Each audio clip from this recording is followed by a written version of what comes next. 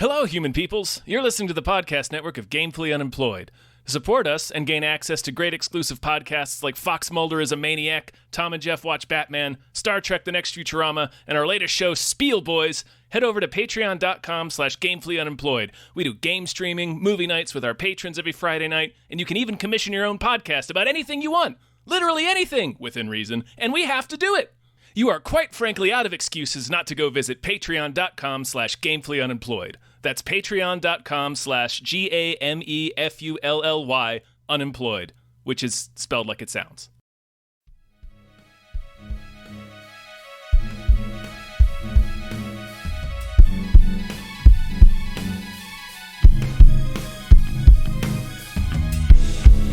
Hypecast mit Tom Reimann und David Bell.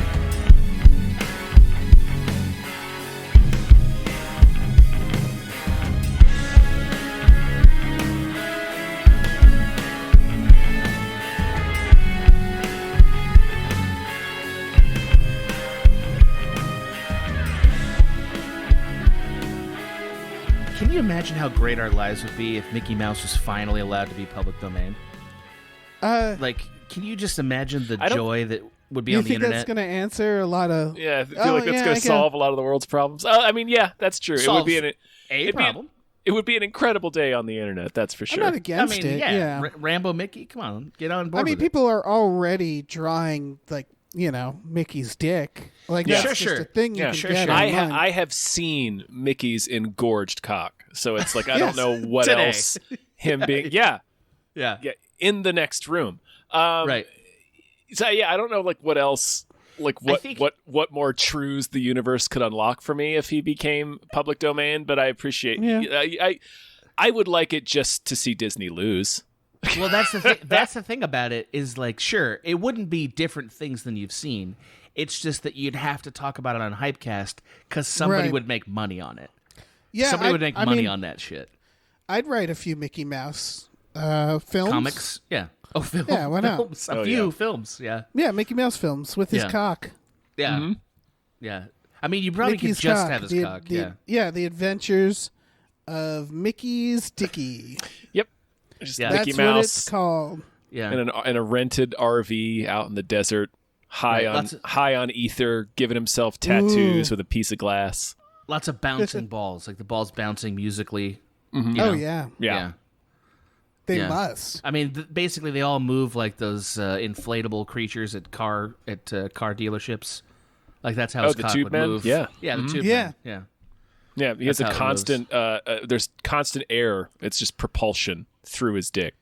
Right. Yeah. What else would there be in there? That's a brainstorm question. That's how you start a writer's meeting. It's just that question. Yeah. What's inside Mickey's dick? All right, go. 5 pitches for Inside Mickey. Hit it. Yep. Centipedes. All right, stop there. We're done. We got it. We're done. Yeah. We don't need to brainstorm anymore. We nailed it. Tom was always a home run hitter. Tom was always a big slugger in the pitch room. Yeah. I like that shit. Bat and cleanup. How's everybody doing? Good. Fine. Yeah, hanging in there. Everybody's doing fine? Yeah, hanging in there like Mickey's junk. Yeah, it is. Yeah, especially when there's not as windy a day, I'd like to bring up for the, I think, 4th time now, even though the first time on record, that it's hot today. It's hot today. It's hot today. It's unreasonably hot. It doesn't deserve to be hot. I don't care if it's the 5th day of spring. It's gonna get hotter. Didn't earn it. The sun didn't earn it. No. But you know what I got? Groundhog out. What? I got some mac and cheese. It's a good day for it. It's the perfect thing for a hot day. It's just a steamy bowl of gooey cheese, creamy mac and cheese. Yep. Yeah. I'm going to sit out in the yard and eat that mac and cheese when we're done here. Sipping a daiquiri. A belly full of butter and milk and noodles. Yeah, I'm going to eat it out of a cup. I'm going to drink it. You, Dave, the human being, will curdle if you do this. You will curdle. Yeah. Yeah, an event we've all been looking forward to. It's been his goal all along. Can you just see him in a straw Panama hat, sipping a daiquiri and gumming down some mac and noodles, some mac and cheese. I like that Dave is dressed like Marlon Brando in your. I mean, I think he is. That's true. I would say if I was to teleport into Dave's house, the chances of being dressed like Marlon Brando, 50% at least. It's greater than 0. Yeah, way greater than 0. Come on, way higher than that. It is a possibility. I'm going to Vegas in a month, and I'm going to need to get a Panama hat for that, right? Yeah. You better be looking like Dr. Moreau on the fucking strip. Yeah. Bring some kind of exotic creature as your pet. Ooh, When are you going to Vegas, man? We should go. Ooh. I'm going to Vegas for a bachelor party. Oh, shit. But I can go again. That's true. That would be nice. That'd be nice of you to do that. You're allowed 2 Vegases a year. Yeah. I don't they see why. Turn you away at the city limits. Yeah. I love gambling. You do love gambling. You're like one of those guys that has systems and shit. Yeah, I'm a gambling addict. One of those gambling addicts. One of those gambling addicts. Yeah, exactly. By the way, if Dave had an iguana, if Dave was carrying around an iguana and that, like, right, that's perfect, right? Yeah. I could rent an iguana. Yeah, they got them. They got if you can rent anything in Vegas, you can rent an iguana. 100%. It's a city of imagination out there. Yeah. Yeah. Or like a cool child. Like a party animal child. Mm-hmm. I could do that, cool right? Child. Yeah. Like a cop and a half. A child resting on my shoulder. There's some in the mall store with like a bunch of kids with like leather jackets and like thumbs downing you from the window. Smoking cigarettes. It's a bunch of the Power Glove kid from The Wizard. Oh, absolutely. Just perches on your shoulder. Yeah. Yeah. You can feed him crackers. Oh, yeah. Crackers and cigarettes. Mm-hmm. You dribble water into his beak with a washcloth. Of course. Yeah, you wring it out. You have to wring it out. Yeah, you wring it out. You have like a bucket. You have a bucket that you dip the cloth in, and then you wring it out over their face. So you have that bucket strapped to your neck like it's some kind of a necklace, and you're dipping water for this cool child on your shoulder. Right. That's how he stays cool. Panama hat. Yeah. It's a hydrated child. It is hot today. I'm with you on that. It is hot. You are literally just Dr. Moreau now. Yeah, that's fine. Yeah. I would like to hear Dave have to speak in the dialogue from that movie. Like just the hissing, say the lines, stammering dialogue from that movie. Well, another episode of Hypecast. Hypecast. That's the show where we get hyped about stuff and things. I'm your co-host, Tom Ryman. I'm your other co-host, David Bell. And I'm your guest, Adam Ganser. Adam, welcome. Thank you. I feel welcome. I'd ask you how you're doing, but we did that. We've been over that. And I don't care. We've already embarked upon this journey. We're so far we're like from 6 port minutes now. in. Yeah. The shore is receding so distantly. How could we go back? I totally agree. Yeah. But fine. For those of you who are curious at home, fine. Yeah. Adam, thank you so much for being on the show, man. We appreciate it. My pleasure. Thank you. My pleasure. I love it. You like movies? I do. I'm a fan. That's good. Well, you're in luck. We're going to be talking about a few motion pictures. Well, buckle the fuck up, motherfucker, because we got it for you. Yeah, today's Hypecast is about movies. Yeah. I mean, and one game. I noticed. Some movies. There's like a couple of TV shows in there. True. Yeah, and these are kind of films, not movies. That's where we might differ on that because I have a feeling flicks. They might more be flicks than films, actually. Yeah. A few talkies. Yeah. Yeah. Well, do we want to get into it? Do you want to do the Hypecast? I would love to. I would love if we could get the show started. All right. Well, thank you, Adam. And thank you to these producers that I'm going to name, starting with Heathcliff's Helping Handfuls. Thank you, Heathcliff. Thank you to the conveniently placed self-destruct button on the top of every baby's head. Mm-hmm. Thank you very much. Mm-hmm. Thank you to Yep. Thank you to Samuel Beckett's Donuts and Mortgage Emporium. Thank you. Thank you to Ryan, the Silly Money Goose. Thank you to Snapper Car Punches God in the Dick. Yeah, he does. Thank you to @Nerd Numbers. Thank you to Mike the Lurker. Yep. Thank you to DJ Finney. Yeah. Thank you to Dracula, the bus driving vampire. Thank you to Brockaway Loves the Meat Millie. Sure does. And thank you to David Knife Boot. Henson. All Thank right, you. let me swoop in here. Thank you to Grumblebee. Thank you to Thank Screaming you. Horse Pyramid. Thank Thank you to you. Look Mom on a podcast. Thank Yep. you. Thank you to Seismic Charge Noise. Bwam. Bam. Thank you to Deborah's Awesome, Barbara's Great, and Cancer and Go to Hell. Thank you. Thank you. Thank you to Numino Ultra Microscopic Silica Volcano Coniosis Jones. Thank you. Thank you to the baby from Eraserhead. Ooh. Yeah. Thank Yeah, you to yeah. Shiz Lily Tits. Ho-ho. Thank you to these 7 Bs. Thank you. Thank you to Breezy Ruizy. Breezy, Thank you to Davey you. Francis for the revenge. Thank you. And thank you to MVB. Yeah. Love you so much. Man, God, I we're love in it now. We're in it. We're in it. All right. All right. Okay. All right. Yeah, here we go. It's the trailer for Men. We covered the teaser. This is Alex Garland's film. This actually gives us a better idea of what the movie's about. Sort of. Sort of. But More still than not the too teaser much. did. I was deeply thrilled that they hid from the trailer for a while that it was an Alex Garland joint. Because I was like kind of into it for because I didn't know what this was. So I was kind of into it for a little bit, and then his name pops up. I'm like, okay, here we fucking go. Like Right. they really strapped Sitting up up. with that, and I liked it. Just jumped out of my seat and dimmed all the lights in the room. Oh yeah, I Yeah. got serious at that point.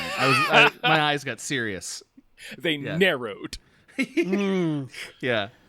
because I was focused. This is a hell of a thing. I love that it feels like Alex Garland, but it also doesn't. Because it's just nice to see him make something that doesn't feel. I'm not saying his other stuff was the same because it certainly wasn't, but the heady sci-fi shit, he loves it, and this feels more like a horror movie. Maybe it's not. Maybe it's going to be a real mindfuck too. I don't know. It's definitely looking like he's leaning more into the horror stuff. Yeah, which there is elements of it, obviously, in his other movies. His other movies also are horrifying. Yeah.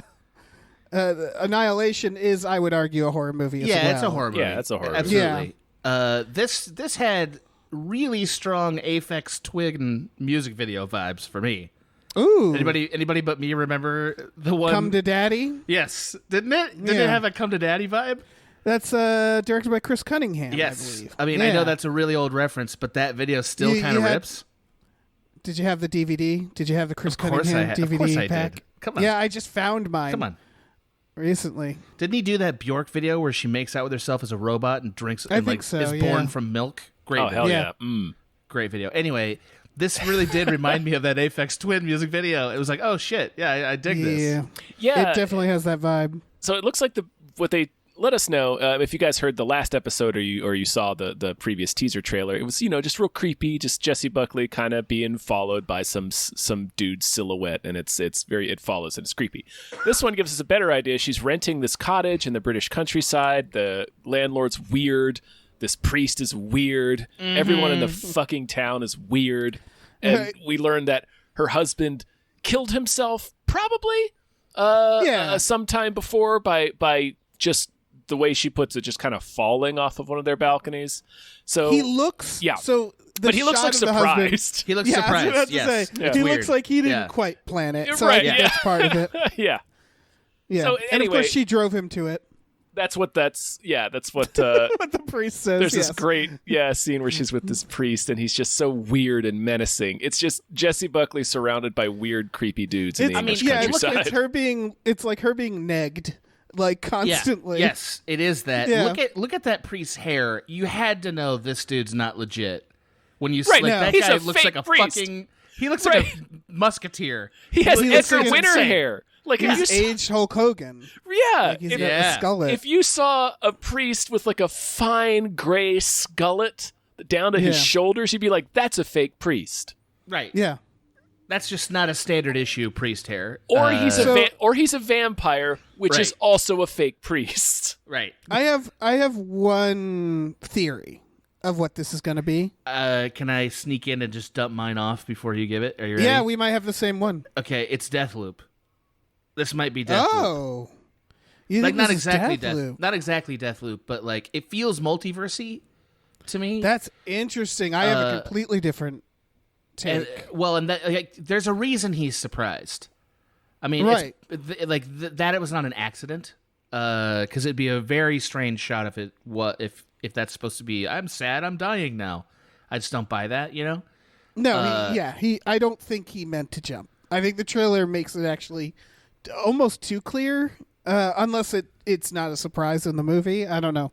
I mean, also, Alex Garland's been flirting with people falling from heights in the multiverse already, if you've seen Devs. So, I don't know. I feel like maybe it's also, a this is actually what I love about Alex Garland is he does mystery box, but not for very long. Like, none of his films are, I would call them twisty movies. They don't go like, dun, dun, dun, here's what actually is happening. There's, like, surprises in the plot, but, like, they tend not to withhold too much. You know what I mean? Like, he doesn't rely on twists. They're not a Lynch film. No, so I'm wondering if whatever the thing is will be pretty obvious right away. Deathloop would be interesting. My take on it was pod people, or that because this is my reasoning. It's called men, as in plural. Right. And all these people are menacing in what appears to be the same way. So I'm guessing they're all the same thing. I think it's the same guy a bunch of times, entity. Right? Is it the same actor? I think it's the same guy. Yes. I think that the same guy shows me. up. That's why I said the Aphex Twin thing. Oh, okay, yeah. There's that like makes a scene a lot of sense. There's a scene with a kid that's wearing a mask, and then like the kid takes the mask off, and it's him. It's okay. creepy, I didn't even notice that shot. It's like what? Okay. Yeah. Yeah. So I definitely think it's pod people then, or like some sort of idea. Okay. So now I'm actually less sure now. Yeah, I did notice that they were the same person. I'm pretty sure they are. I mean, like, I'm pretty sure they are too. Now I'm going through and looking at them. Yeah, now that you mentioned it, and I think it is kind of the same actor. So I wonder if that's going to get more and more obvious. Oh yeah, it's totally. I think it's all the same guy. That's why the title "Men" is actually a good title. And she says at the end, "What are you?" And so that's why I'm like, I think it's some sort of entity. Is I guess what I'm getting at. Yeah, that's like. Runs this town essentially, or that is taken over this town. That's, I don't know. Maybe it's Alex Garland. I think actually your time loop is a better theory because Alex Garland tends to do some really fucked up or some weird ideas that aren't what you'd necessarily expect. And he's a little sci-fi boy. Yeah, he's such a sci-fi. He's such a sci boy. Yeah. I mean, he really is. He gets a blank check until he makes a bad thing from me. Like, I watch literally anything he makes until he makes a bad thing, and I don't anticipate that happening this time. No, this looks great. Good. Yeah, in fact, this is so, like, I'm ready to get on my soapbox early, Dave, if you don't mind. Are you ready? Wait. Go ahead. Yeah, get ready. Adjust the Panama hat. I'm ready now. Get a daiquiri cock sip. to one side, yeah. Yeah. Pet the iguana once. Here we go. This is what I want. All these stories, which, by the way, all the same. Every one of these stories, except for The Offer, is the same story. This is how I want those stories to be done. A unique premise exploring this issue, because we're clearly interested in this issue of, like, women being gaslit by men and the sort of the historical significance of that. That's a thing we're clearly interested in. This is a more interesting exploration of that than any of the rest of the trailers we're going to see this whole day. To clarify, all the trailers, Adam pointed this out, and Tom, it sounded like you realize this. It didn't click in my head. Almost all the trailers we're about to go through today and these are just the trailers that are out this week, by like weird coincidence, or I guess the fact that culturally this is just something on our minds. But this is something that's been around for a while, so it feels like a coincidence. They're all basically the same story. The same broad stroke story, which is very the same broad strokes. Get it? Because they're all about women. Sing. So should we move on to the next trailer then to kind of illustrate that point? Yeah, the next one is Candy. This is what's her name? Jessica Biel. Jessica Biel.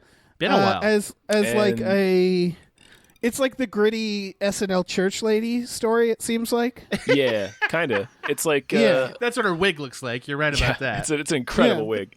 She's like in the suburban housewife in, I don't know, the 60s, maybe the 70s. Yeah, and it seems like the implication is that she totally murders somebody else. It appears that she may have completely murdered Melanie Linsky, Yeah, and the movie seems to be like the investigation. Like it seems to be in flashback where people are talking to her and they're like, tell us what happened. It's a miniseries, by the way. Yeah, it's a limited series. Just to be clear, it's a miniseries. Which they actually called it a 5-night event is what they called it. Yes, they did. So they're gonna like play it, just one night after another. Just gonna get through it, kind of like old miniseries used to do. I was gonna say, what is this? The Stand? Like that's such a weird way of phrasing it. Tell you what is this? A Stephen King miniseries on ABC? I mean, I think that this is all like don't pardon the pun, accept this fucking pun. It's all Chernobyl fallout, right? Like Chernobyl was such a huge hit as a limited series. I feel like that format's come back. Oh yeah, everybody had a blast back, with Chernobyl. It's come back in a lot of ways. It's not just Chernobyl. I think right now limited series are, and I'm sure we've talked about this, but right now limited series I believe are very popular among streaming because it doesn't. One, it's content. Two, it's multiple pieces of content. Instead of like 1 2-hour movie, you get 8-hour-long episodes.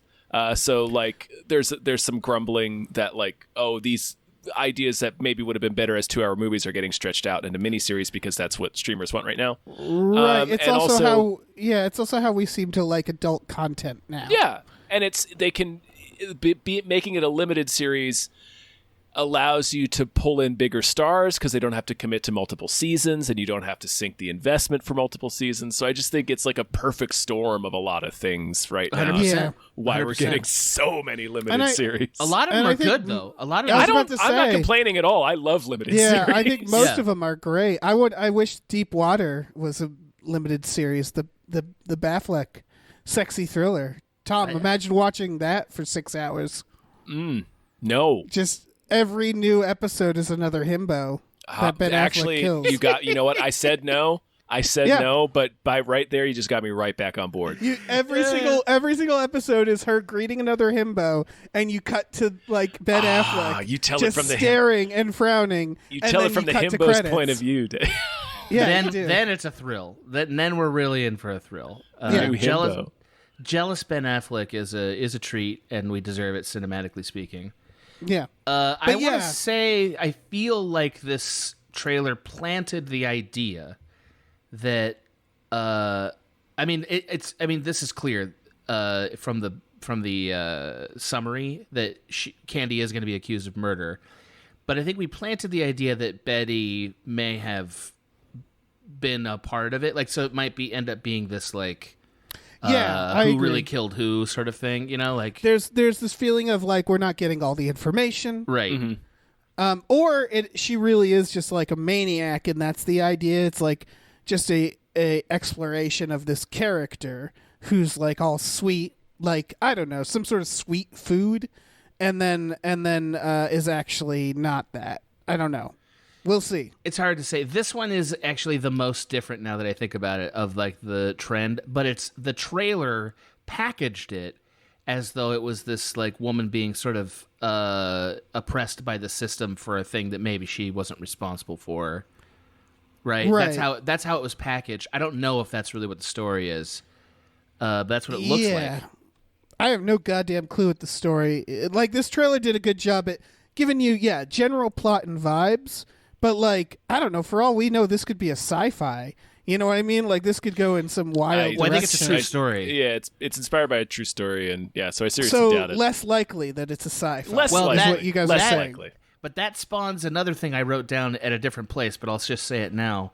I fucking wish we were making all these fucking biopics, and we were just fictionalizing them.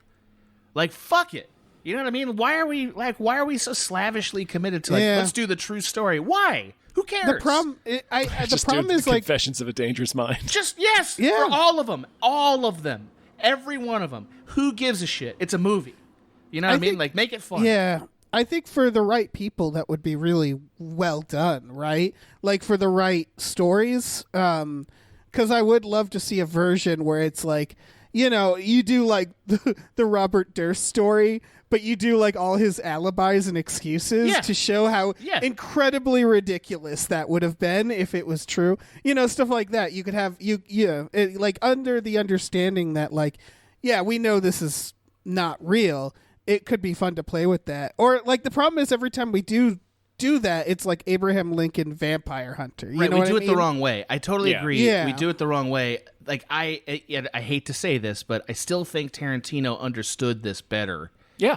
But like in Inglourious Bastards, as much as that's now kind of a trope, I think he understood like no, the fun of this is if we're gonna do a contemporary look on something that happened that long ago, let's put it as, you know, contemporary as it can feel, and then, you know, change history. Why not? Right. Everybody already knows what happened. You know, like I think that's fun. I personally, and I feel that way very strongly about the next trailer, for reasons I'll say later. But this one too, it's like, man, if it's based on a true story, I feel maybe confined by this idea instead of excited about it. Maybe. I don't know. I like the idea of, you know, suburbia and like sinister suburbia, and I like the idea of it's, you know, she's part of this big community of suburban housewives, so there's this kind of fake niceness that gets real tense. At least that's kind of the vibe that the trailer was giving off, so you can kind of sense that she's like getting competitive with the other women, especially Melanie Linsky. And it comes from the people that did the act, which I thought was good. I also came into the act thinking it was a little unnecessary because Mommy Dead and Dearest was such a well-known and well-received documentary that's just like, this is the literal story of what happened, so I don't know why we need a dramatization, but they pulled it off very, very well. Okay. That's interesting. My only counterpoint to that is because I mean, having been raised in the suburbs, I also find the suburbs fascinating for the reasons you said, but I also think that's the only story we really get from the suburbs.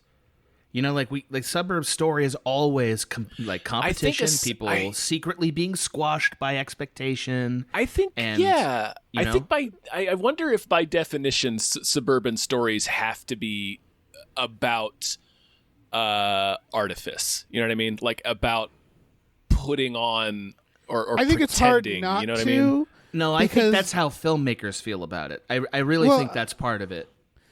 I think, all right, here's what I would say about this is that I think we only noted, like, E.T. is technically a suburban story, Yes, right? it is. Yeah, and they are hiding an alien. But yeah. But, or like Back to the Future, where it's like, when we do a story specifically about suburban life, it's hard to do anything but point out that it's, you know, the hidden insidious side. Because otherwise it's like, what is there to say about it? Right, I agree. Yeah. I agree. There's lots of stories that aren't about the suburbs, but take place in the suburbs that are not that narrative. You're right, but that if we take it as like an entity, that is, it always has to be that. You're totally right about that. Yeah, I'm just not sure what else to say. I would welcome another thing, but I think it's tough to like kind of picture what that would be. That's our job, Dave. Yeah, I also didn't grow up in the suburbs, so I'm also like, you know what's interesting about me? I didn't grow up in the suburbs, so I actually kind of fetishize the suburbs.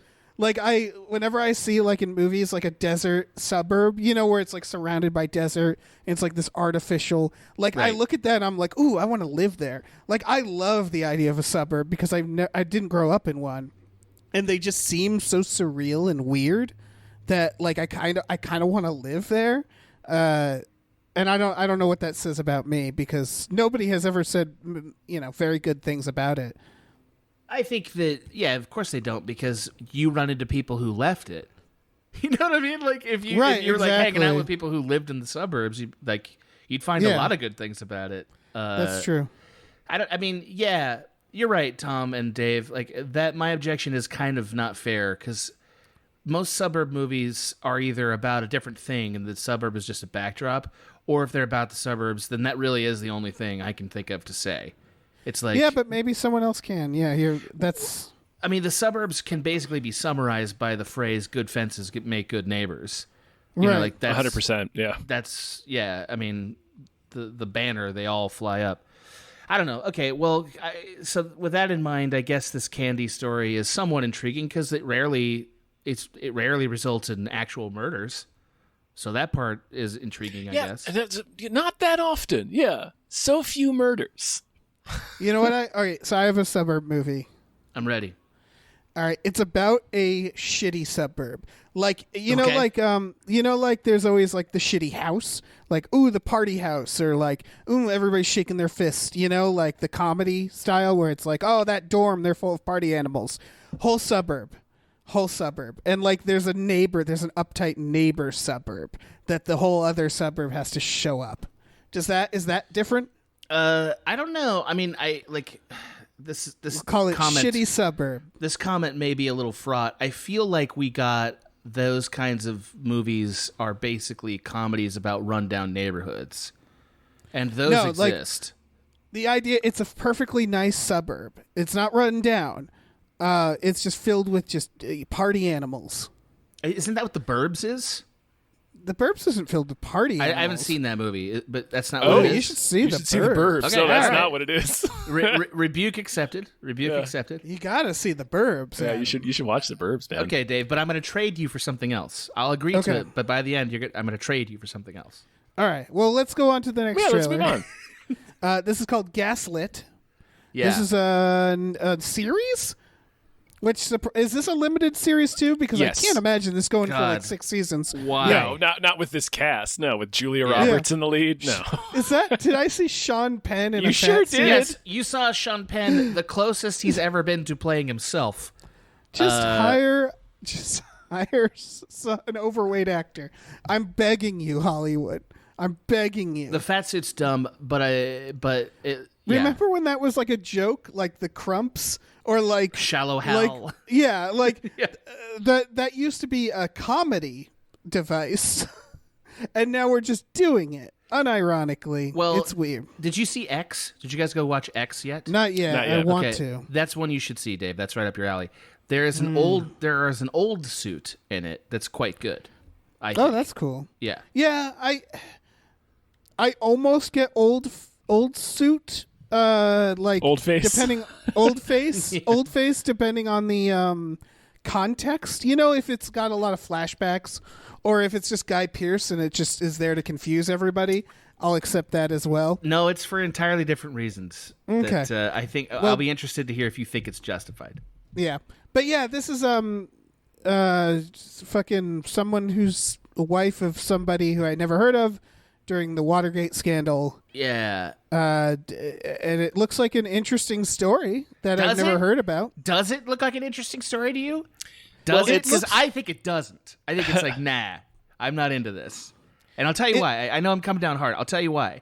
We already know what happened in Watergate. Right? Yeah. We've explored Watergate a lot in the last like 10 years. A lot, right? Yeah. We have. Yeah. We have. I mean, no, you're right. It's just, hold on. It's also there's a second piece to this. Okay. So, like, I'm okay with, like, okay, well, let's circle wider and see other stories about Watergate. The problem is they want to tell a story that's actually a contemporary issue.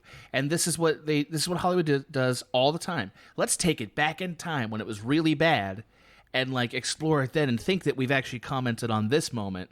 And in order to get people interested in it, we're going to center it on Watergate, right? We're going to find a story like that. Right. And I think, no, tell your story about gaslighting from somebody who's a major player in a story. And if you don't have a historical event like that, write a story. That's more interesting to me. I don't fully agree with that because it depends on how true the story is. Because I really like it when a movie does a historical film goes, hey, this event? Well, here's a really fucked up detail of it you didn't even know happened. That happened to these few people.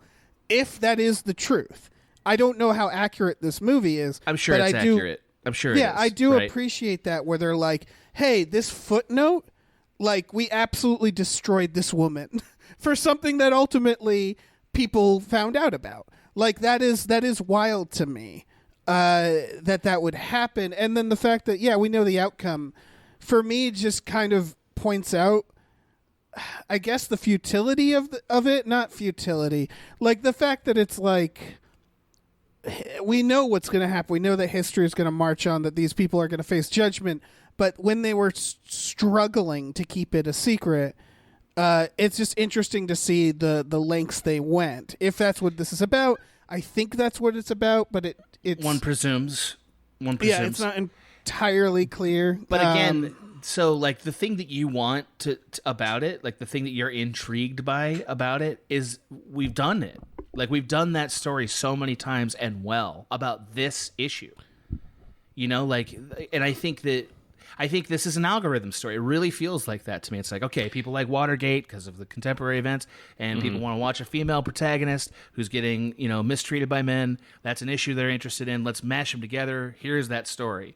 And even if it's true, it doesn't matter. Like, that's what guided us to this moment where this thing exists. And again, it's thematic. We're seeing this across how many releases where, hey, let's go back in time, find an interesting historical landmark, and then make a contemporary issue about it's just, sometimes that's, you know what the comparison I just realized is? A movie I really enjoyed, Judas and the Black Messiah. It's the same thing, and I had the same comment about it back then. Right, but did you see it? No, I didn't see it. You should see it. I bet I should. It's a very good movie because good. it's that idea of, like, things were bad, but then you watch it and you're like, Jesus fucking Christ. Like, it's that, like, I didn't realize how bad. And it's relevant today, but it's also just like, again, this thing that, like, more people need to know about, for whatever reason, just to know about, shown of, like, this is what they fucking did. Not that long ago. And, like, that's incredible. I think the backfiery version of it is that fucking Sorkin film, Trial The of Chicago 7. I don't know the number. I mean, I think a lot of these that we're going to talk about are going to be the backfiery version. Yeah, I think it can miss the mark, and maybe this will. I'm just saying that, like, Judas and the Black Messiah was fucking... I bet it was. I bet it was. Quite a film. But it was filled with amazing performances, and it did matter, and it needed to be said. So, like, I just can't discount this because I've seen it work. Sure, that's why it's being done this way, because it's been packaged this way and successfully. Right. The reason I'm up in arms about it is not because I disagree with the cause. It's not that. It's not that I think we shouldn't go back and investigate contemporary issues through the lens of history. I think that's also valuable. You're talking about the cynicism behind it. Yes, it's cynical, and it's actually killing the better ideas. It's killing better movie ideas out there that aren't going to get made because they're not historical fiction. Right? Like that are probably more courageous explorations of this issue. I want to see this movie in 2022. You know? Right. Like, and nobody's going to make that because it's too dangerous. You know? Yeah, I mean, I just kind of need to see what it's going to be. I agree that, there's definitely a cynical version of this, and this could go either way, right?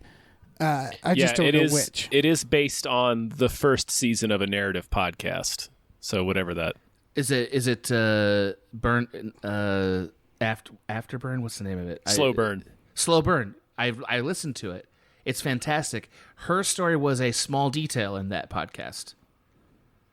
You know? Interesting. I mean, that podcast goes... This is why I said we've gone through it, because that podcast was a huge hit. And I listened to every episode of it. It was fantastic about Watergate. And all the things you're interested in, Dave, it goes through it. You should listen to it. But her story is a very small piece of that. And that's the part that makes me concerned. You know, it's like, so they're, you know, I don't know. It just feels algorithm. I guess, it could be good. My question is there more to her story, or did they make up a bunch of stuff? Who you know what I knows? mean? Like, Yeah, that's going to be kind of the thing for me, is that, like, if they make up a bunch of stuff, then I would agree if just like, just make a new movie. If this is a real fucking wild ass thing that happened to someone, then I want to hear about it. Absolutely. Okay. So it's we might kind just of feel like differently about that.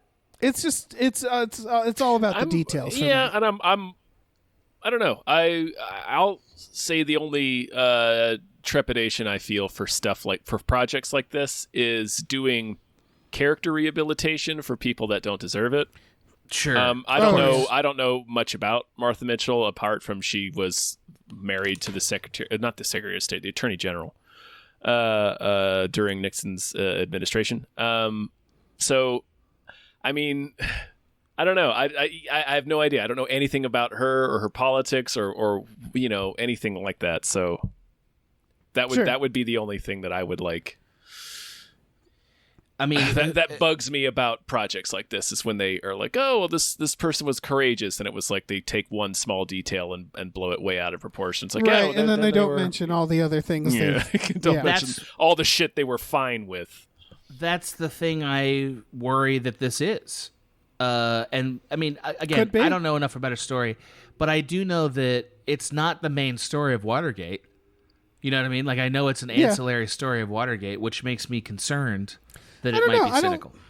I know this is clearly a bigger piece of it, but like All the President's Men is a fraction of the story too. But it's the most important section of it. Yeah. No, it's the thing that caused the thing to happen. I get that. But it's just, I don't mind the pieces if it's interesting. If it's, again, like this idea of like, you didn't know this incredibly fucked up thing was happening this whole time because it was shadowed by a bigger thing. You know? Oh, I'm sorry. I just looked up. I looked up the Wikipedia. It looks like she got kidnapped as part of to silence her. No, that's they seem to make that pretty clear in the in the trailer is that she was abducted. Was that not in the podcast? I don't remember it in the podcast. I don't remember her being a big piece of this podcast. Yeah, there's a scene in this in the hotel room. That was the scene that I was like, this looks intense. Like if this happened to a person. Okay, my bad. So that's an intense detail that deserves. Yeah. So I'll retract most of my intensity here. The issue remains in general, but maybe not here.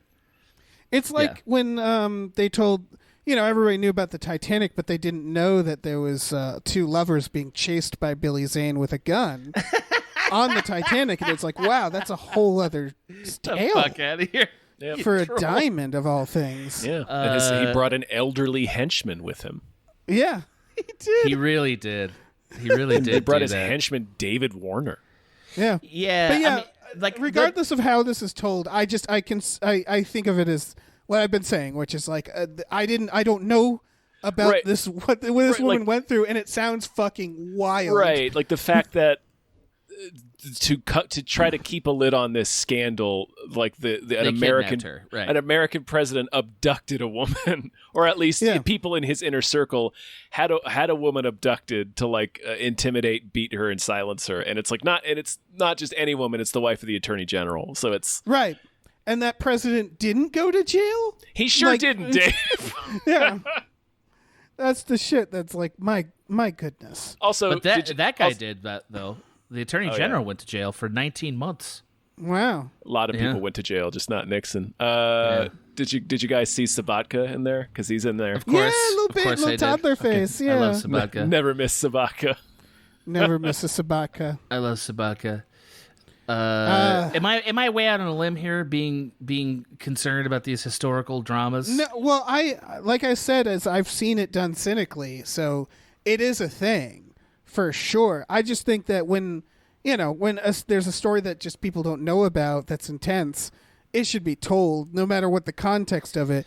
That is assuming that's what they're doing. Like, again, Sorkin's fucking trial of the Chicago 7 or 8 or 9, that I thought was just like a really desperate version of this same thing. Like, that to me is the cynical version. It's tough. Where they're like, ooh, protests are happening. I'm going to make a protest film, but then I'm going to make it like really Sorkin and change all the details. I'm gonna Pepsi next this thing. Yeah. Yeah, exactly. That's always, I'm very on the lookout for that kind of stuff. Because I don't think that stuff needs to exist. I'd rather stuff like Alex Garland's film or series or whatever exist.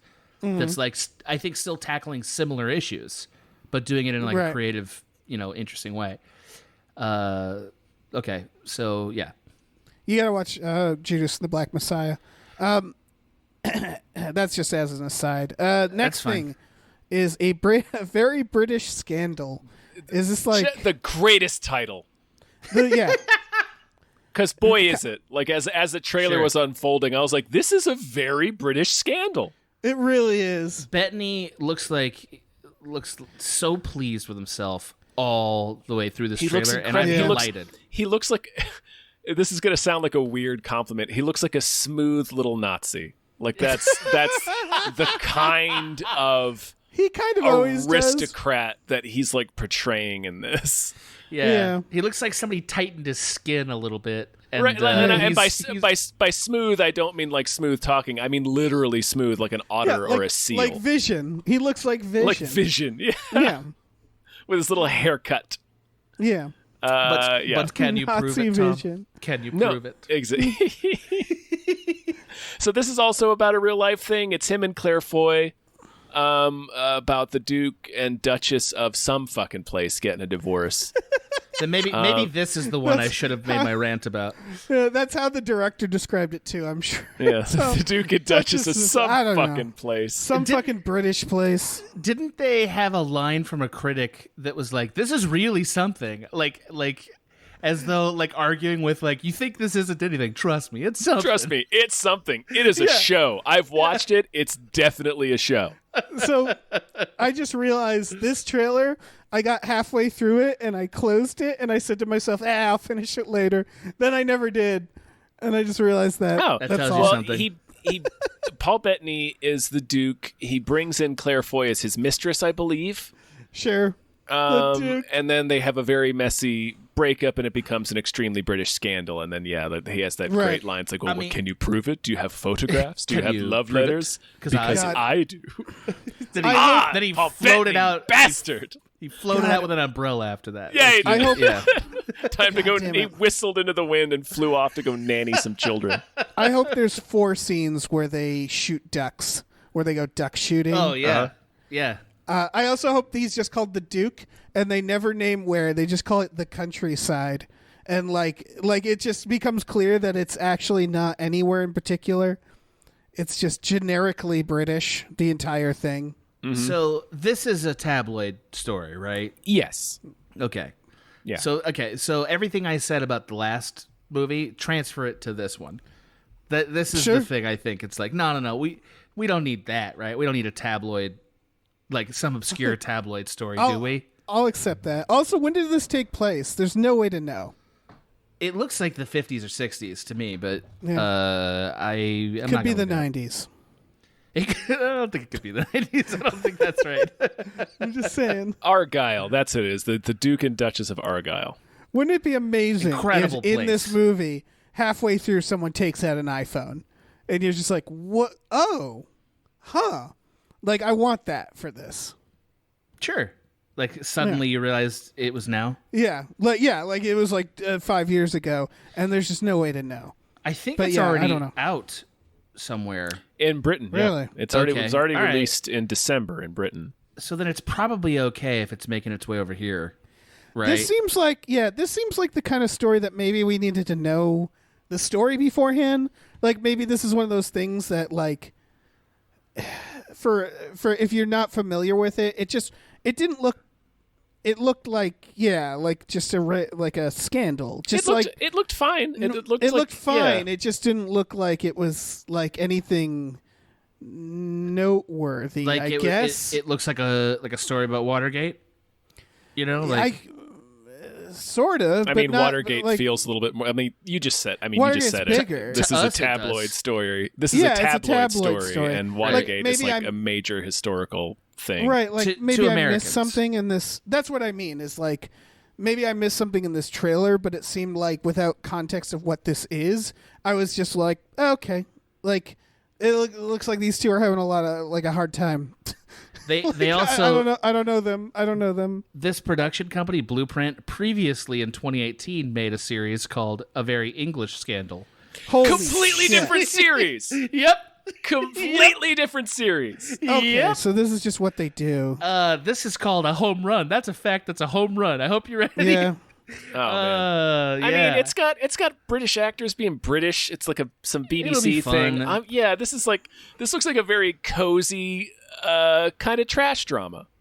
This is like the trashy, like in the same way that Downton Abbey is wholesome, but still kind of ridiculous. I think this is going to be trashy and ridiculous, right? Yeah, Like, it makes me hope that the victims involved are okay. And I don't know the story, but you know what I mean? Where it's Dave, like, man, if they're making... They were the Duke and Duchess. I think they're okay. Well, I don't know. Maybe he like kills her in it. She lived to 80, Dave. Spoilers. She lived to 80. Okay.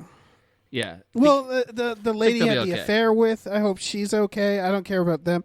It's, you know what I mean? Where it's like, if you're making this like trash drama about it, I really hope like the real life people like are fine. Does that make sense? Yeah. That it's not like the expense. I hope it's not at the expense of a tragedy. No, it's just I don't think it is, man. I'm doing real quick skimming of Wikipedia. Me too. As far as I can tell, it was just a very messy, public, scandalous divorce. It was just how would you describe the scandal? Like British. It was very British. Extremely British. Very. Wow. Yeah. So yeah, this reminds me of like Hillbilly Elegy, where you're watching and you're like, yeah, this is just like an average life. Cool. I don't know why I'm watching this. I'm guessing that what is like the comment that is actually going to get made by this, I'm hoping, is the way that their personal stuff got elevated by the tabloid culture. Like that might be what makes it British. Right. You know, that people are so obsessed with it, like, you know, like reality TV show stars, basically. Maybe this was because it was 63 is what I'm reading. So maybe that was like, we're sounding like such Americans, but forgive us, we're Americans. You know, I wasn't alive in the 60s and I didn't watch British tabloids. Educated well. But it seems like maybe this was a watershed moment for tabloid journalism in Britain. Maybe. Okay. Maybe. I mean, I don't know. to my uncouth American mind, I can accept that. But also, if you put 3 forks in front of me, I'm fucking baffled. You know, like I don't know. I'm what the fuck immediately to do with throwing one of them in the trash. Well, you start from the outside and go in. Nope. Guys. 3 is too many, Dave. Sorry, One of them's Dave. going in the garbage. You start from the outside. One and of go them's in. That's going all. in the garbage. Okay, that's Garbage. fair too. Yeah, I wasn't educated by the aisle, Dave, like you were. I'm sorry. Mm-hmm. 3 forks is an abomination. Something's got to go. Garbage. I did go to Yale. And hung out. I hung out at Yale. I said the aisle, but I'm so glad that you said Yale. That makes me even happier. I like it. Let's move on. I was just trying to think. It doesn't matter. None of this matters. The Offer is the next trailer. Yeah. This is about I don't know, some movie. This is the Paramount Plus limited Getting series about the making of The Godfather. Oh, it's Paramount Plus. That actually explains more of this to me. Yeah. Yeah. Why does that explain more to you? Well, forgive me. Wasn't The Godfather a Paramount movie? Yes. That checks out. Yeah, so it's, you know... Paramount's like a character in this series. Right. So it's them sort of trying to drum up interest about their studio and, like, the history of it. And they're also... we talked about this last time. They're making a movie version of this same plot. Yes, with they are. A completely different cast and crew. With Oscar Isaac as... as Francis Ford Coppola. Coppola, there we go. Yeah. I still prefer this idea to... Space Jam 2 if I have to watch movies and television about the studio itself. Yeah. Right. There's an actual really interesting story behind the making of The Godfather. So I think this has merit. Yes. Okay. Yeah. Well, this is what I was saying is that I said this last time and I don't want to repeat myself too much, but the story of the making feels like it's perfect for a film and not a series. I think they're going to stretch a bit for this. I think they're going to have to vamp. Was the mob involved in this story? Uh-huh. The mob had to be... They had to meet with them. They had to get approval. They had to use... the mob was, like, involved. Yeah. Giovanni Ribisi is right there doing everything. Everything. I saw that, and I was like, okay, I get it. He's a mobster. Did he get his own penguin suit? Is that what that is? Oh, didn't he? I don't know. Is that a penguin suit, or did he make himself that shape? Because it's incredible either way. He's winning my heart. Yeah. Is the idea that he's like the inspiration for Marlon Brando? Is that the idea? No. I doubt that. Wow. No, he's a real life guy. He's just like... No, what I mean is that Marlon Brando's character in The Godfather. Is that a real life guy? Oh, I don't think so. Yeah, I'm saying, is this real life person the inspiration for that character or something? Because they're both like silly little violent fucks. And Giovanni Ribisi is just doing a thing where he's like mumbling. I don't know. I love it. I love everything he's doing. Right. Giovanni Ribisi is like acting like he missed out on a role in House of Gucci and he's trying to make up for it. Right. I want 8 seasons just on him. I do too. Hey, this is the exact place where the historical aspect should be thrown right out.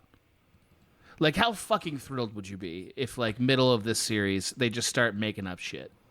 I mean... You're like, wait, right? That'd be amazing. It's hard. I would appreciate that more than, like... It is weird to see Paramount making a movie about how brave it was that they made a movie. Come on. And so, like, they might as well just have them fight monsters at some point. Yeah, well, they should do that. In fairness, Paramount's a bunch of fucking assholes in this story.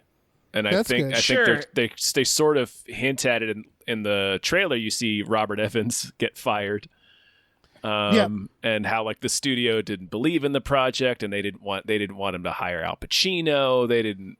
It was a pretty famous story of like the studio being completely fucking wrong about every single decision. That's Robert Evans had to fight for a few films. I remember that. He fought for Rosemary's Baby as well, I'm pretty sure. They're still doing the Mr. McMahon thing. Yeah, of course. You know, which is like they're playing the villain and laughing all the way to the bank. Yeah. So like they don't get any points from me since they decided to tell their story. Like, I don't care if they play the villains in it. You know, congratulations. I mean, at least it's better than something like Saving Mr. Banks, where they sanitized it and they're like, well, you know, it totally. Yeah. God, I still haven't seen that movie. That movie looks like a nightmare. It's a fucking nightmare. It looks like, yeah. It just looks boring. I think it looks boring more than anything else. It's like, why do I care about this? Even like because I already know what happened. I know what happened. A movie was made, and I liked that movie. Right. You know, like I don't know. I just this sounds really condescending, and I'm sorry. It just seems like this is the lowest stakes thing you can make a movie about or a TV show about, right? And about the making of a movie that everybody likes. I think it depends. That's fair. I mean, you've seen Living in Oblivion, right, Adam? I don't think I have. Ooh, right, Living in that's Oblivion. That's 2 things you're trading me, Dave. That's so 2. Living in Oblivion. Steve Buscemi plays a director, and the entire 90-minute movie is about an indie crew trying to shoot a single shot. Oh no, I've seen this, right? And like, yeah, it's like got a bunch of people in the 90s are like, oh my god, they're so young. I don't remember how good the movie is, but that premise is beautiful to me. Yeah. Is the idea of an indie film just trying to film like one shot, just trying to get a shot done. I think that's great. I think it depends, but you're right. Is like that's a fictional movie about people making a movie. About like the real life story of making a movie, I don't know. It does depend. I love documentaries about that.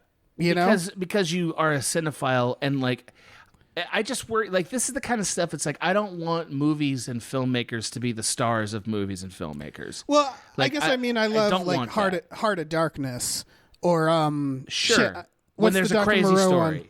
right? Yeah, I get it. Oh, and this Lost Soul. Lost Soul. According to Tom, that's what this is. So I can accept that.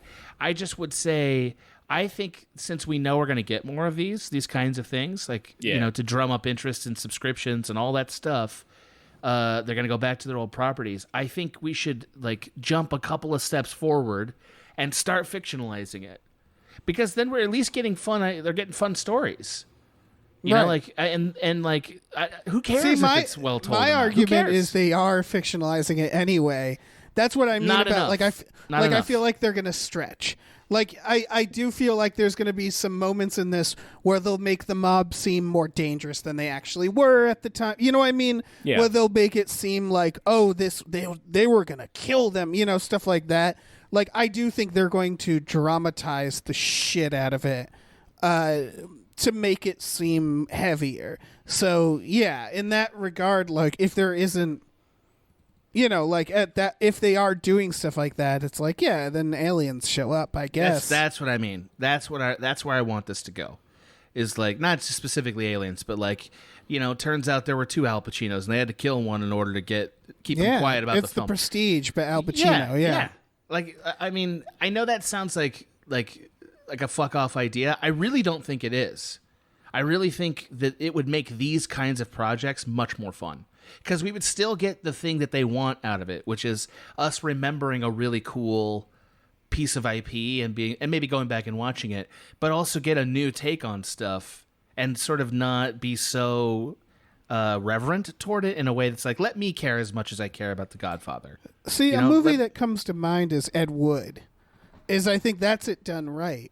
Like Ed Wood did change some stuff, but the main thing is that they treated it like an Ed Wood movie. They treated it like an Ed Wood movie, yeah. And that's such a creative way of doing that. Yeah, and it is a lot of it is fictionalized, yeah. Yeah. And people love that movie.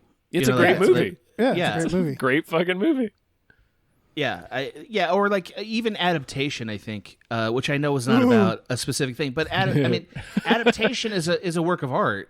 I love adaptation. Me too. It's a work of art in both the writing and the directing, and I understand it takes Charlie Kaufman to do that, but like, hey, maybe we could find more Charlie Kaufmans out there if we were willing to try. That's the risk of what you're saying is like the only person who's doing what you're describing is Tarantino, and I really don't want like 10 more Tarantinos, or people trying to do that. So like it could get obnoxious if not done well or for the right stories, I think. I do think there's value here in just watching a dramatized making of The Godfather. Like I am excited for this. Okay. I want to see people do these crazy voices and this old Hollywood story and Paramount suck itself off. Like I don't mind that. I know what it is and I'm still going to enjoy it. But I think there's value in what you're saying for sure. They picked the right movie for me to have to say, sure, it is The Godfather, and I believe Tom when he says there's a great story. But in 20 years, when it's like, and now we're gonna do French Connection 2, because that had a story. It's like, man, I'm gonna wish we had a time fucking machine to go back and fix this and make this trend something more fun. I would really watch a French Connection 2. I would watch a making of like Jaws 2. I was about to say. Here's the other thing that needs to happen more. I want the making of Super Mario Brothers. Yeah, I want the making of bad movies. Yeah, because those are objectively more interesting. We saw, The Disaster Artist is one of those movies where it's like, man, they dramatize some stuff, but not as much as you think. That is more valuable, I think, of a story is like Bob Hoskins getting drunk every day on the set of Mario Brothers and breaking his hand. And the disaster that was that movie, I would much rather see something about that. Because you don't... So again, I think that betrays that we don't have the kind of reverence for this, for like a movie that this project is probably going to ask of us to watch a fictionalized making of. Like, I think that it would be better for these kinds of movies to exist if they were about things where we didn't revere it so that they had more leeway to tell a fun story.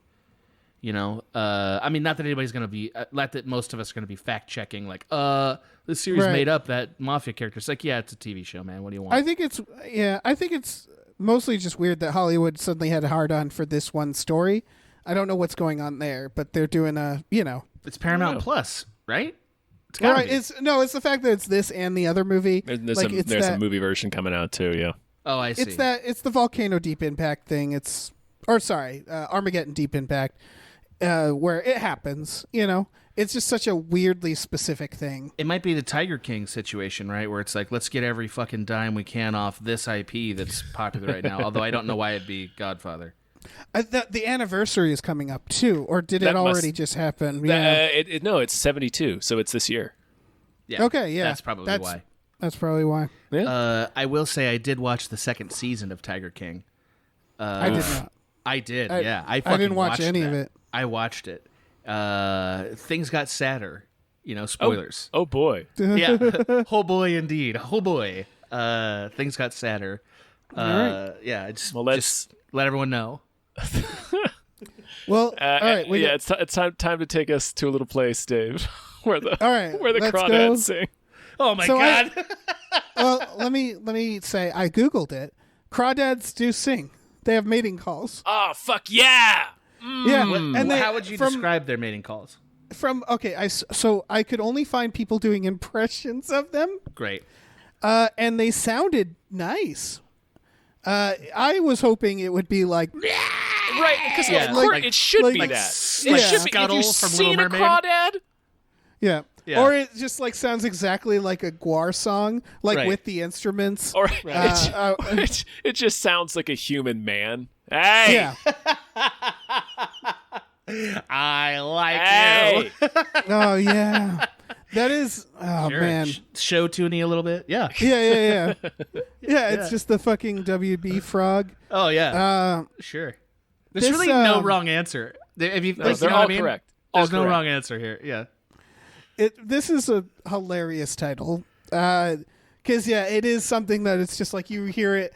Maybe, I don't know, maybe in certain areas of the country, this is just a thing that people know, right? I'm sure. Yeah. But yeah, me being like a city boy northerner, I was like, the fuck? Yeah, it was not an inviting title. Like, it wasn't like The Whisper of the Willow or something that's like, oh, that has a feeling to it. Right. This felt more like a trivia thing I didn't know. Right. So this is a movie, right? Yeah, this is a motion picture. Yeah, this felt like a fucking series. Ah, man, they were crowing about how it's exclusive to theaters. Look, it's based on a best-selling novel, Dave, a worldwide phenomenon. Right. The trailers. I love it whenever a film says based on the worldwide phenomenon novel, because it's always a novel I've never heard of. Right, of course. That's why they need to add adjectives to it. Yeah, it's always a young adult novel that sold 5 million copies. Yeah. Or I also I don't read, so I always think like, if I was like a book junkie, I'd know what this is, I guess. I'll put it to you this way, Dave. Nobody needed to like the worldwide phenomenon Harry Potter novels. Nobody needed to say that. It's like, I know about those. Yeah. You know? I like when the Hunger Games came out, I was like, I don't know what that is. You know what I mean? Like, I don't know any books. Okay, so you're really anti-book. I've told this story. I didn't know what Lord of the Rings was when the movies came out. What? I've already told the story. I was very excited that one of my favorite horror directors was making movies again because it had been 5 years. And I told my friend who was like a big nerd what the movie was. And I was like, I don't know what that is. And he got just as upset as you did. I'm not upset, just shocked. That is shocking. I don't read. I watch movies. It is legitimately hard to believe. I watch movies. Yeah. Anyway. That's like if they made a movie called Crime and Punishment. You're like, there's a book about that? It's like, Crime and Punishment? Yeah, that's a book. I read that, actually. I think I read the first half of Crime and Punishment. Everyone's read that. It's like, Yeah. I think, yeah. Yeah. I have not. You haven't? I read the first half, and then I said, I can do the book report, and I did. And I got a good grade. It's a wonderful novel, I think. I think it's still a wonderful novel. Let's talk about where the Crawdads I'm sorry, I apologize. Speaking of crime. Wait, so this is a lady who like killed a guy, and then everybody is like, we don't like that lady. Okay. And I'm like, well, he did kill a guy. Well, but she probably had a good reason. Did she kill him?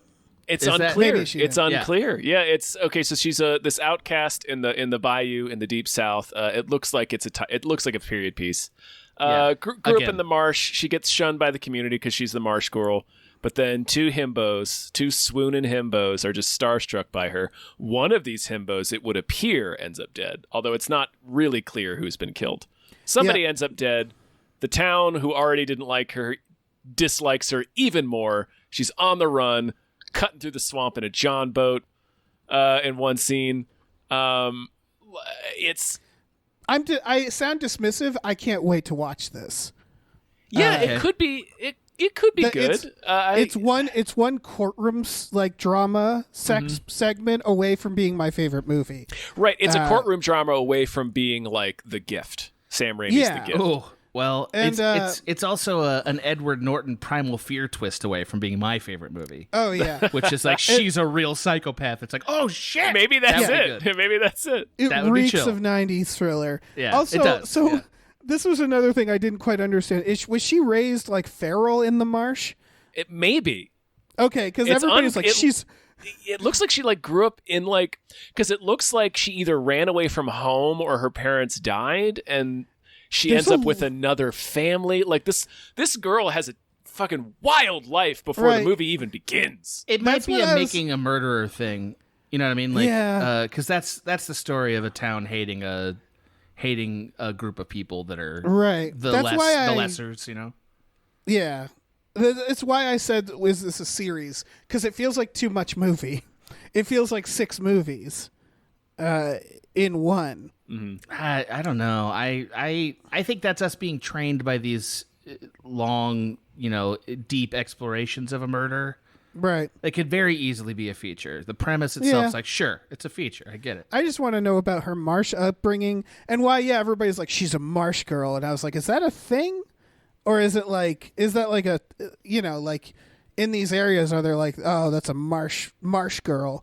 We don't like her. Right. Or is that like just in this particular... Is that a swear word outside of Georgia? Yeah, I couldn't figure it out. And I'm so excited to learn. Yeah. I agree. Tom. Yeah. Have you just brief tangent, very brief, Tom. Have you fought a Crawdad in Elden Ring? Have you done that? Have I fought a Crawdad? I've been killed by a few. They are fucking horrifying. They are real tough. They are real tough. I don't want to hear one of these sing. Don't do much singing. Don't do much singing. Please tell me they're like they're not. Please tell me they're regular size. No, they're the size of a fucking yard. They're huge. Yeah. They're huge, and they stab you very fast, like the way that you would stab like an animal that was growling at you, and like it was you or them. That's the way they kill you, like bap bap bap bap bap. You're like, oh, and they don't sing. They don't sing. They have not attempted to sing to me. No, they're like the size of a church bus, and they don't sing. They squirt water at you, and then they stab at you with their mighty claws. I swung at one because I was like, this thing's probably like big to scare me, but it's probably nothing. Boy, was it not nothing. It came at me full fucking steam. I was like, oh shit. It was pretty good. Pretty good. Dave, get Elden Ring. I'll tell you what, I'll watch those movies if you get Elden Ring. There's our trade. Okay. Yeah. If I get we've hit it Elden Ring and play Elden Ring. That wasn't the deal, Adam. We didn't shake hands. There's no monkey paw shit here, Dave. That wasn't the deal.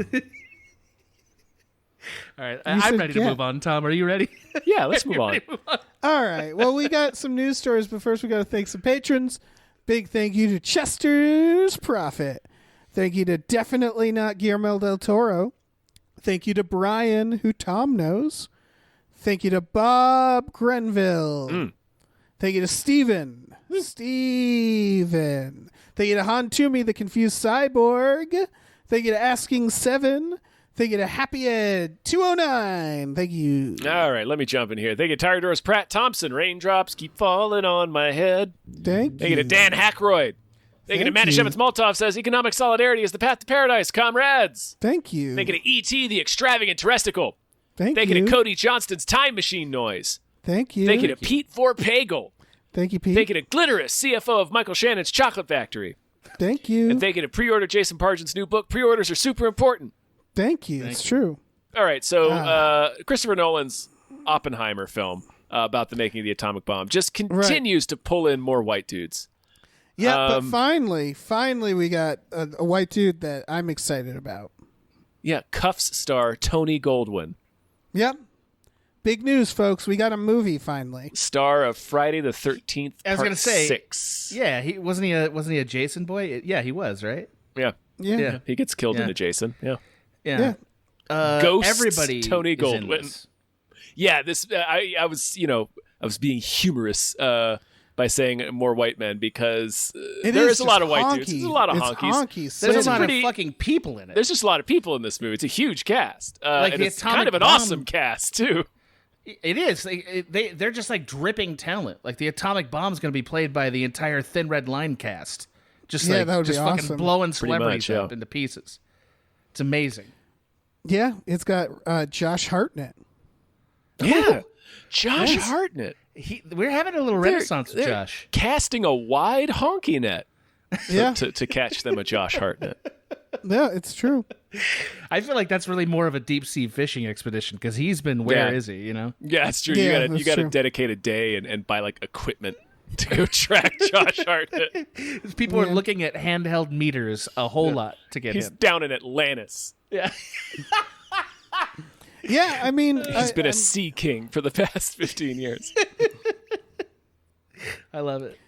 I'm so curious about this only because I would think there's so it's a Oppenheimer movie, right? Right. It's a biopic. Most Christopher Nolan films, I dare I say all of them, have some action or sci-fi element, right? I mean, pretty, except for every maybe single Memento. one. Memento has action. Sort of. A little bit, a very little bit. Yeah, but it also has like, I mean, it's a thriller. You know, he's like a detective. This is just the most normal sounding or like subdued. Like, is this just going to be people walking around? That's true. I think this might be kind of the first straightforward drama that he's done. Because let me tell you, Dunkirk is fairly straightforward. Yeah, but it's a war. It's war, though. It's action. But it's straightforward. It's not. It's straightforward. What I'm saying is that is this just people talking? Because let me tell you, that's not his strongest. Suit. No, Dave. One might say it's his weakest aspect. Right. And I actually would commend him for that. If he sticks to that, I don't want to see no fucking action scenes. I don't want to see war or like if it's just Christopher Nolan being like, you don't want to see Oppenheimer shooting guns backwards. No, I do not. You sure about that? You sure about that? I'm not entirely sure. That's what I was going to say. You sound a little like going back to what you were saying about these biopics and historical things. Yeah, maybe. I mean, what if this all takes place in Cillian Murphy as Oppenheimer? Like he's dreaming the whole time. That would be fun. Oh, that'd be pretty sweet. If we learn that he's just trying to break up his father's business. But yeah, I don't know. That's interesting to me that he would take that on. I think that Christopher Nolan probably always feels like he wants to prove something with every film that he makes. Yeah. And contrary to what you guys said, I think that Christopher Nolan can do really great talking scenes when he hasn't overwritten a script that he has to condense into 2.5 hour movie. That's his problem. Yeah, that's fair. And so he's made some movies that he didn't write or early in his career that had great scenes. Like Insomniac has some great scenes in it, and Memento has some great scenes. And his first movie, Hard 8, that has some great scenes in it, right? Didn't he do Hard 8? I think he did, right? Or am I getting people crossed? I think his first one is Following. Oh, Following. Excuse me. Yes, I got him crossed.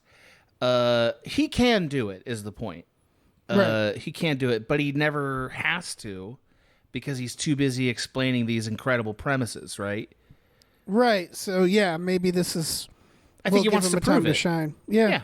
I mean, I think he also probably wants a statue, right? Like at some point, I'm sure he wants. Yeah, that. he lusts for that statue. How many nukes do you think he'll set off for the production? At least 'cause 2. He loves the practical effects. He'll destroy an IMAX camera in the process. Oh yeah. It'll be like the Sabotage music video, but with nukes. Yeah, exactly. You're running around blasting it apart. Yeah, the nuke. All the nukes. The nuke has a mustache. Oh, absolutely. Yeah. Next, I guess news. We just should talk about this Ghostbusters game. Yeah. It's from the maker of Predator and Friday the 13th games. Yeah, it's Ilphonic. Yeah, and it's a 4v1. You get to be the ghost or you get to be a Ghostbuster. And I don't know about you, gents, but that sounds exciting.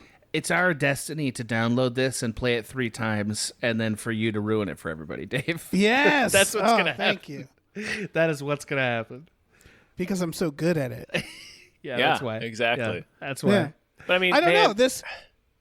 Yeah, this feels more like Friday the 13th, which was very much my jam. We got a lot of mileage out of that Friday the 13th. It was great. Yeah, we did. I want to play it again right now. Sure, let's do it. Let's set up a night. Yeah.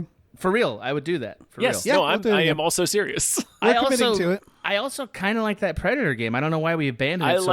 I liked it as well, but yeah, it just didn't. It wasn't quite as good as Jason. they're all very good. Is this the same company making the Texas Chainsaw? Yes, one? they are making a Texas Chainsaw as well. I absolutely love that now just properties are going to these people, or they're going to properties, and they're just casting this wide so well with the Friday the 13th game, which if you haven't played, my God, it's so much fun. Game. It's so the one. But I was just going to say it's not only that it's a really fun and really well done game. It's just on top of that they are completely like understood the source material. There's so much like the game is really dense in terms filled of with like Easter eggs. Just in terms of how clearly much that they loved the source material. It's made lovingly. It's very lovingly made. It's the movies. Like you go there and you're like, oh, these are the locations from the movies.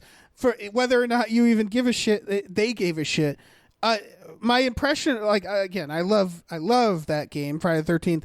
My biggest like thought of it is like, imagine if someone gave them more money. Yeah. And so like something like a Ghostbusters game, it's like, ooh, like they must get more money for this, right? Like because that's the only downfall of the Friday the 13th game. It's kind of clunky, right? I love it. And I love the clunkiness, but it is a clunky game. It fits with the way Jason is, like specifically that character. The only thing that worried me about this when I read it is that it was intentionally being made to be family friendly. So that's I mean, isn't Ghostbusters relatively family friendly? Relatively, yeah. Yeah, but I mean, that means we're probably not going to get to play Stay Puft or Gozer or something, which is what I would want to do. Oh, I think you will. I think. Well, I don't think so. When I read it, I would say because of the gameplay, you might not be able to. Because I don't think Stay Puft can be like you'd have to shrink them down. But it's not like Stay Puft has like a big dick, like a big Mickey Mouse dick or anything. He could, but I mean, he does have one, but we just didn't shoot it in the movie. I think it'll just be the level of the movies. Like the movies are as family friendly as.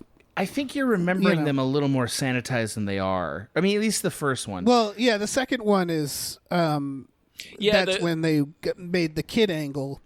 The ghosts are still pretty gnarly, though. Like the Ghostbusters has such a unique look for its ghosts. Yeah, I'm guessing they'll all kind of be Slimer-esque.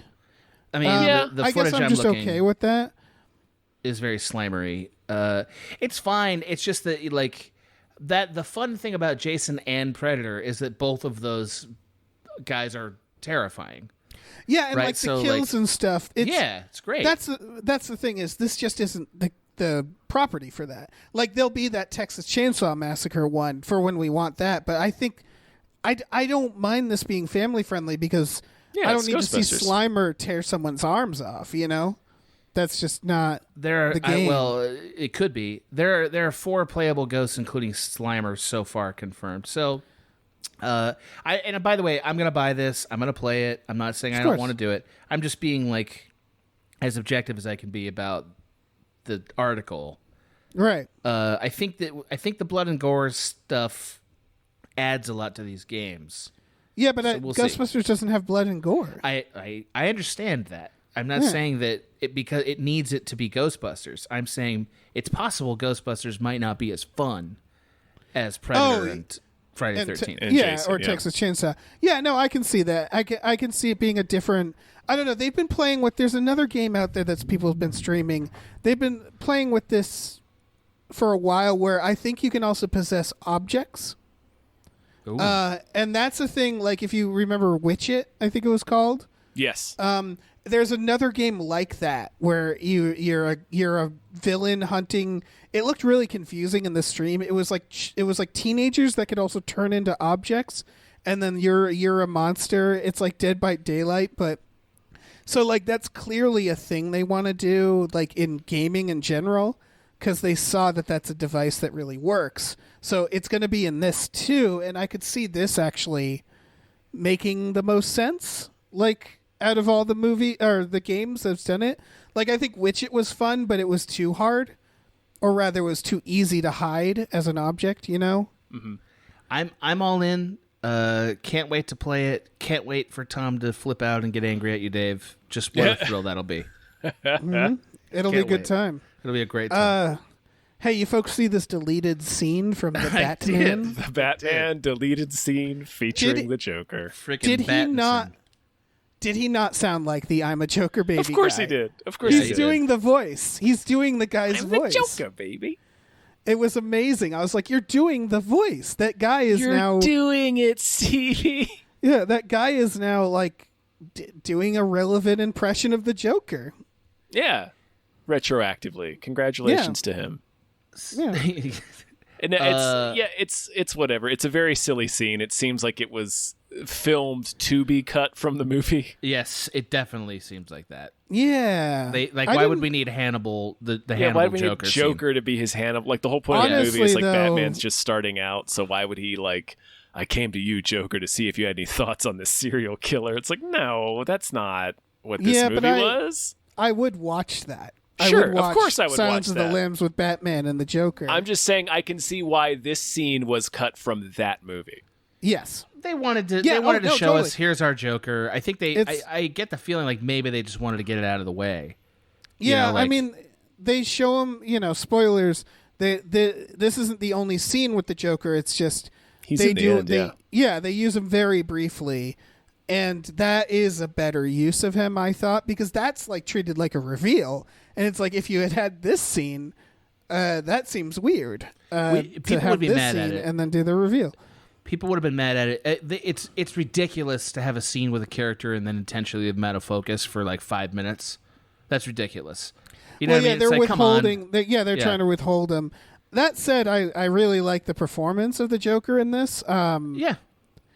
It's like I'll do a whole movie about this guy. This is weird. It's a weird tease. I feel like we're not going to get the Joker in the next movie. I feel like that's kind of what this really is for. If they know it's good for them, they might not. Yeah. Yeah, I think like they put the Joker out there so we know what that is. And then it's like, yeah, he's in jail. He's not in the next movie. And then we bring him out when there's no more, when we don't need the hype for it. I wouldn't mind. Okay, I know it's literally Silence of the Lambs, but I wouldn't mind the next film to be this, but like written better. And then the Joker gets out at the end. It's also Arkham Knight, by the way. Yeah. Yeah. And that's all it's all fine with me. The real reason to me to cut this, that's not even the politics of the Joker, is that it makes him look like a bad detective. Yeah, it doesn't fit with the character that we're shown in the movie. It kind of it's weird. Like, I can't imagine at what point in the story he would have done this. It's just weird. Right, because there's nothing connecting the Riddler.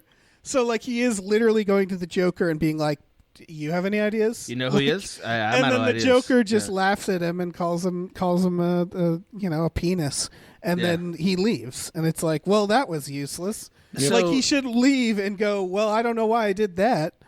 Did he get like bathed in acid or something? Like, is there a comic tradition he comes from? Is that what? Yeah, he falls in chemicals, and that's what stains his skin. Yeah, and it looks like they're really taking that to heart this time. Oh, that is a cool decision then. Also, it's also part of it. Maybe like you see in the scene, like his fingers and fingernails are bloody, so we don't know how much of that is scarring and how much he's just like ripping at his hair and his skin.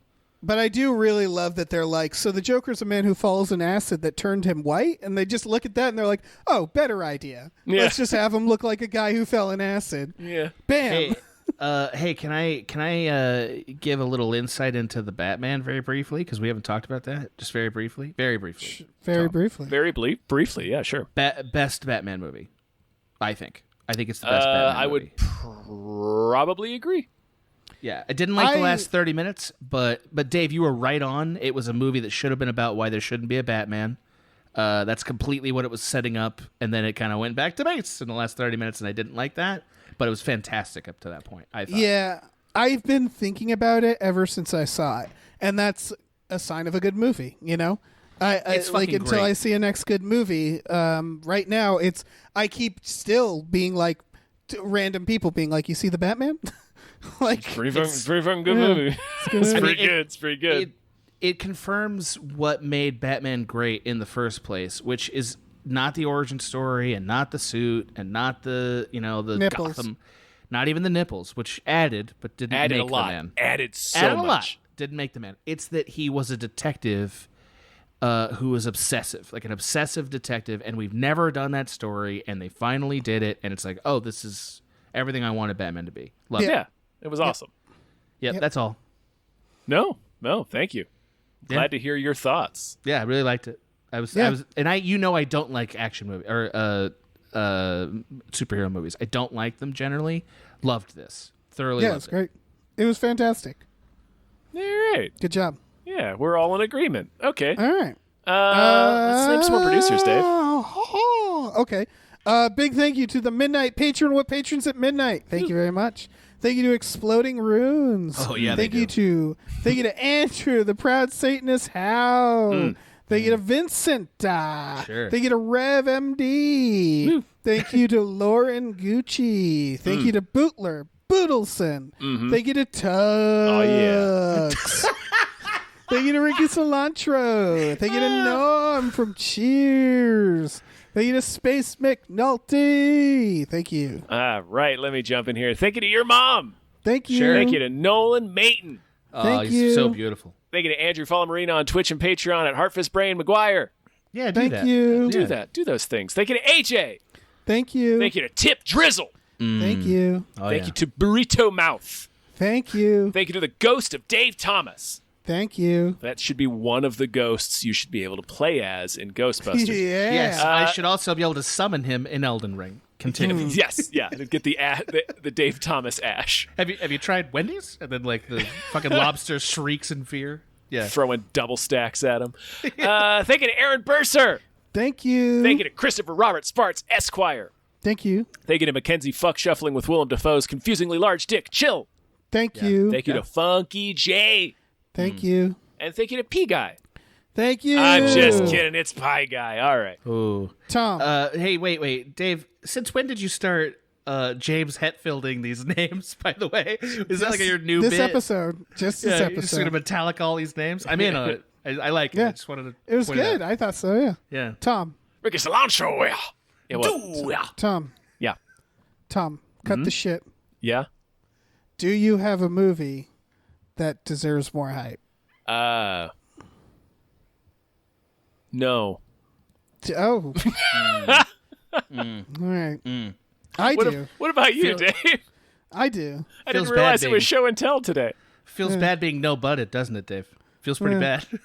No, it's liked it. fine. Wait. I do have a movie that deserves more hype. Cuffs. Yeah.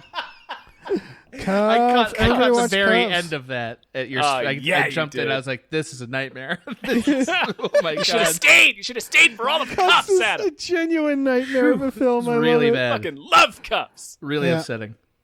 No, I want to tell you guys about Stanleyville. Please do. I'm very curious about this film. It's coming out in spring. I don't know when yet. This could go in a lot of ways. Like I'm not completely sold on it, but boy, is it weird.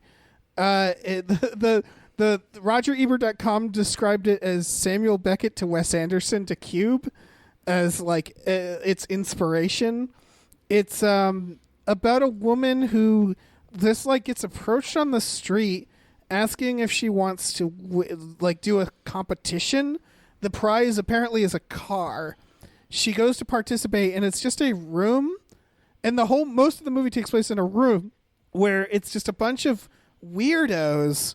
Like, it feels like it could have been a play, and like they start doing challenges. The first one is just blowing up balloons, and then the challenges get much weirder, and in fact, as implied by the reviews, definitely involve people dying.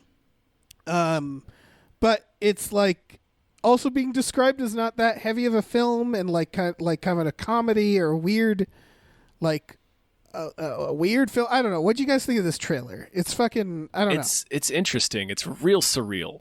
Yeah, it's, it reminded me of like something from the 90s you'd see. Yeah. It looked a little like something from the 90s, like visually. Yeah. To me, this seems like an exercise in style, and the substance of it, impossible to say. Could be great, could be horrible. If the name Yorgos was at the end of it, I'd say this is going to be a masterpiece. You know, Right, that's exactly what I'm thinking. It's the director's first movie, besides some shorts, And it really is that, much like those weird 90s movies. I'm like, this could either be a masterpiece or it could really fucking annoy me. I think we need a name for this phenomenon, like this aesthetic, which is first-time director doing a surreal twee thing. Like, I don't know what you want to call it, like psycho quirk. Just something like that. It's not entirely twee. Like, it doesn't look that twee. Oh, but it looks pretty twee. Well, I was going to say, it is twee. Like, it counts as twee. It's just, it's more like nostalgic twee to me. It feels more like a movie that I'd like get at my indie video store and pop in. And again, it even looks like it was shot on like film. Yeah, this is like you found a cast full of people who aren't celebrities, who are in some cases odd looking in one way or the other, and then you put them in a crazy situation and let them be weird. Right. That's well, what the main looks character, like. she's from Goodnight Mommy. Goodnight Mommy. Sure, yeah, sure. She's been in some weird stuff. I don't know. I recognized a few of the people from just various things, but yeah, again, that's why I'm like, it deserves more hype because it looks really fucking weird and unique. I just don't know, I haven't seen it. It's right. It's getting good enough reviews, but it's not getting many reviews right now. It's got like 3 reviews. So that's we have no idea how good or bad. Yeah, exactly. No idea. What Adam said, I hadn't thought of it, but that was like, it was in the back of my mind. I couldn't quite put it into words, but yeah, it does feel like it could be one of those, that part of that, something that's similar to that wave of indie movies we got in the mid 90s, and there was a lot. Like Dave, like Pool Hall Junkies, where it's just like somebody trying to really, really hard to make a splashy debut with their style and not necessarily with substance. Exactly. And I would argue that's what The Lobster was, even though that wasn't a first film. I disagree. I know. But like, have you seen his first film, by the way, Yorgos's? Which one is that? It's Dogtooth, I believe, and it's incredible. I don't think I saw the first one. It's something to see. But if everybody's going to watch it, you need to know it's fucked up. It's pretty fucked up. I haven't watched any Yorgos because Because I love him enough for both of us. So no, I don't know. So I keep hearing that about him, like killing of a sacred deer. I'm like, dude, he's exciting to me as Pedro Almodovar. I liked The Favorite.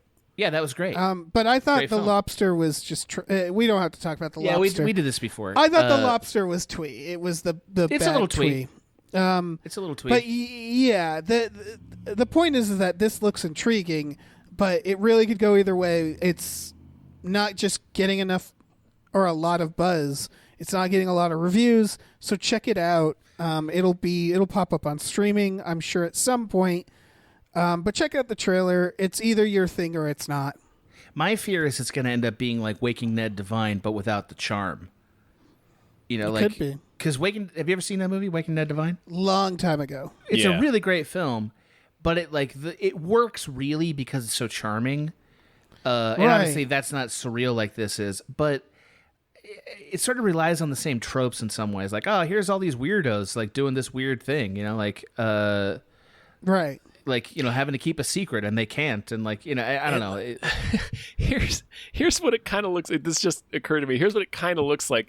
It kind of looks like a, I Think You Should Leave sketch played as an indie drama. It does. Oh my God. I hope that's what it is. Yeah. Oh, wow. You nailed it.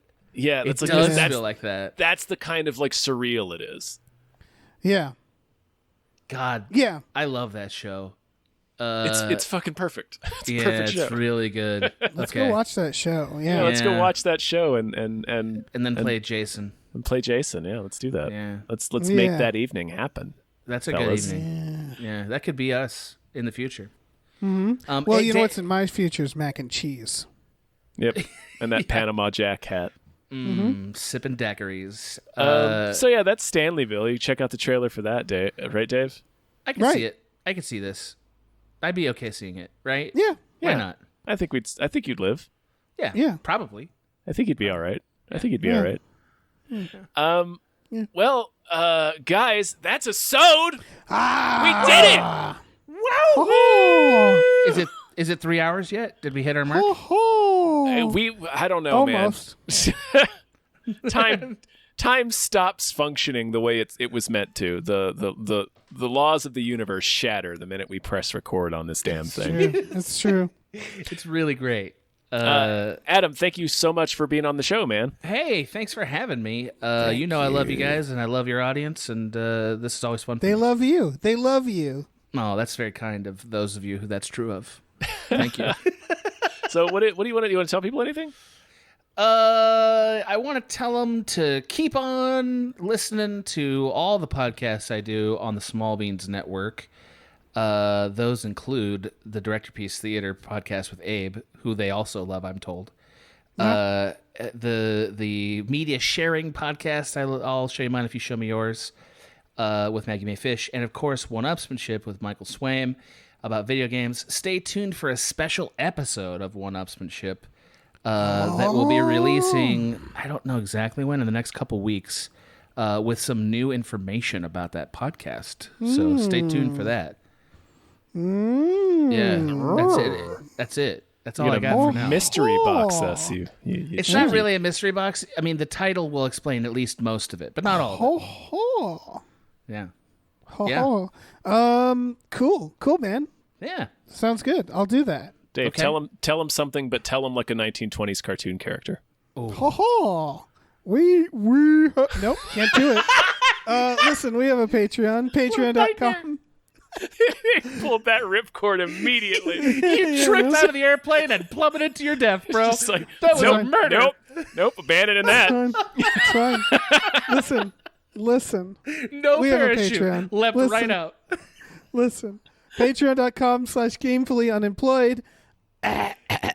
You can find exclusive podcasts like Tom and Jeff Watch Batman, Fox Mulder is a Maniac. We also do stuff with the old small beans like Star Trek The Next Futurama and Spiel Boys. So check all that out every Friday night. That's the day this comes out. We watch movies with our patrons every Friday, like I said, around like 7 p.m., sometimes a little later.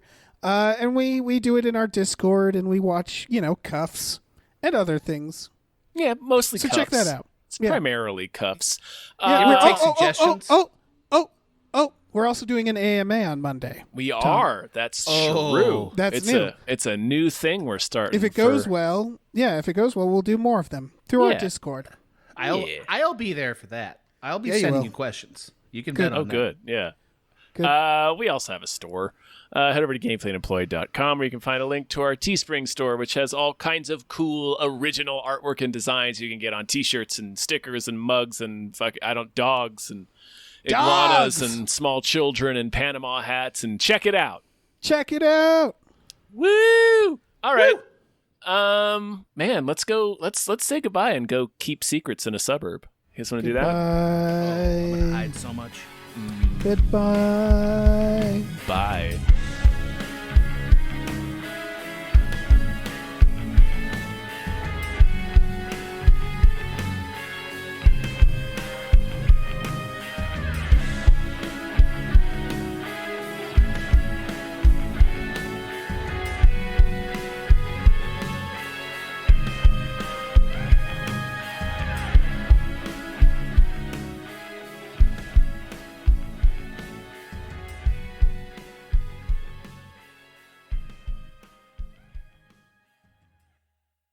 Our music is produced by Chris Corlew. You can follow him on Twitter at @thecorlew, Corlew, and find more music at shipwreckedsailor.bandcamp.com.